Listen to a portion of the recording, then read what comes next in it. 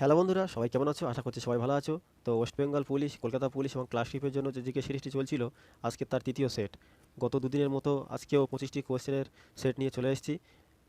এই প্রশ্নগুলি বিগত বছরে বারবার এসেছে এবং আগামী পরীক্ষাতে অবশ্যই আসবে।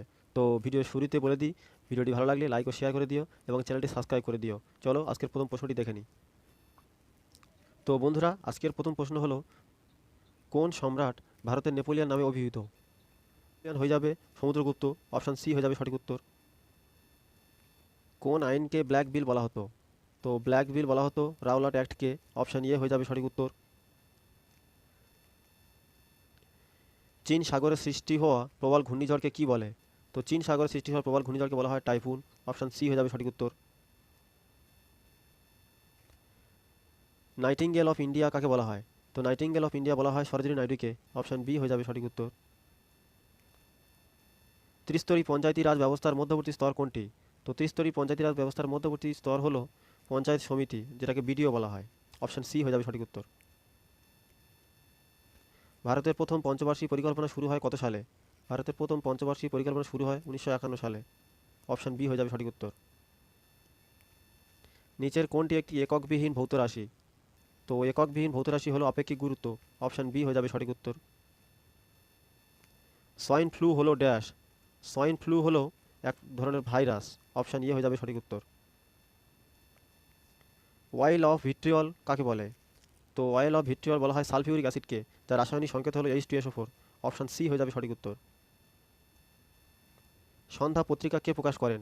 সন্ধ্যা পত্রিকা প্রকাশ করেন ব্রহ্মবান্ধব উপাধ্যায়, অপশান বি হয়ে যাবে সঠিক উত্তর। ত্রিপিটক লিখিত হয় কোন ভাষায়? তো ত্রিপিটক লেখা হয় পালি ভাষায়, অপশান সি হয়ে যাবে সঠিক উত্তর। রামসার সাইট কথাটি যেটির সঙ্গে সম্পর্কিত সেটি হলো, তো রামসার সাইট জলাভূমির সঙ্গে যুক্ত, অপশান এ হয়ে যাবে সঠিক উত্তর। অস্ট্রেলিয়ার রাজধানী হলো সিডনি, মেলবোর্ন, অ্যাডিলেড না ক্যানবেরা? তো অস্ট্রেলিয়ার রাজধানী হলো ক্যানবেরা, অপশান ডি হয়ে যাবে সঠিক উত্তর। ভারতের বৃহত্তম স্টক মার্কেট কোনটি? ভারতের বৃহত্তম স্টক মার্কেট হলো National Stock Exchange, NSE, option B. বর্তমানে পশ্চিমবঙ্গে বিধানসভার মোট সদস্য সংখ্যা কত? বর্তমানে পশ্চিমবঙ্গে বিধানসভার মোট সদস্য সংখ্যা হলো 294, প্লাস একটা অ্যাংলো ইন্ডিয়ানকে রাজ্যপাল নিয়োগ করতে পারতো, কিন্তু সেটা এখন আর পারে না। তো 295 বা 294 থাকতে পারে অপশানে, অপশান সি হয়ে যাবে সঠিক উত্তর। ভেক্টর রাশির আবশ্যিক বৈশিষ্ট্য কী? তো আমরা জানি ভেক্টর রাশি হতে গেলে মান ও দিক বা অভিমুখ দুটোই থাকতে হবে, তো অপশান সি হয়ে যাবে সঠিক উত্তর। কাঁচের রুবি লাল রঙের হওয়ার কারণ কি?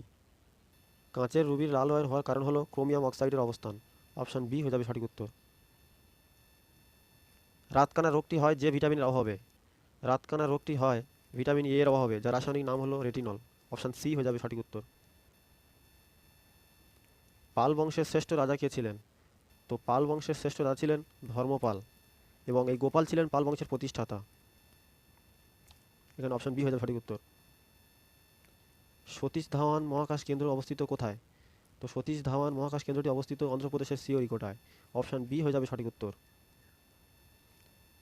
ডুরান্ড কাপ শব্দটি কোন খেলার সঙ্গে যুক্ত? তো ডুরান্ড কাপ শব্দটি ফুটবল খেলার সঙ্গে যুক্ত, অপশান সি হয়ে যাবে সঠিক উত্তর। পাকিস্তানের ধারণা প্রথম কে ভাবেন? পাকিস্তানের ধারণা প্রথম ভাবেন মোহাম্মদ ইকবাল, অপশান এ হয়ে যাবে সঠিক উত্তর, মোহাম্মদ ইকবাল। লখনৌ ড্যাশ নদীর উপকূলে অবস্থিত? তো লখনৌ যে নদীর তীরে অবস্থিত সেটি হলো গোমতী, অপশান সি হয়ে যাবে সঠিক উত্তর। পোঙ্গাল উৎসবের সঙ্গে যে রাজ্য জড়িত? তো আমরা জানি পোঙ্গাল উৎসবটি আয়োজিত হয় তামিলনাড়ুতে, অপশান বি হয়ে যাবে সঠিক উত্তর।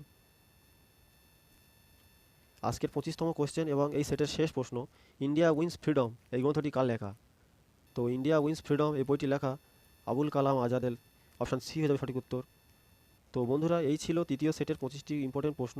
তোমরা এই প্রশ্নগুলি বারবার রিভিশন করতে থাকো, আগামী সমস্ত পরীক্ষায় দেখবে এর থেকে কমন এসছে। তো আবার বলে দিই, ভিডিওটি ভালো লাগলে লাইক শেয়ার করে দিও এবং চ্যানেলটিকে অবশ্যই সাবস্ক্রাইব করে দিও। ধন্যবাদ।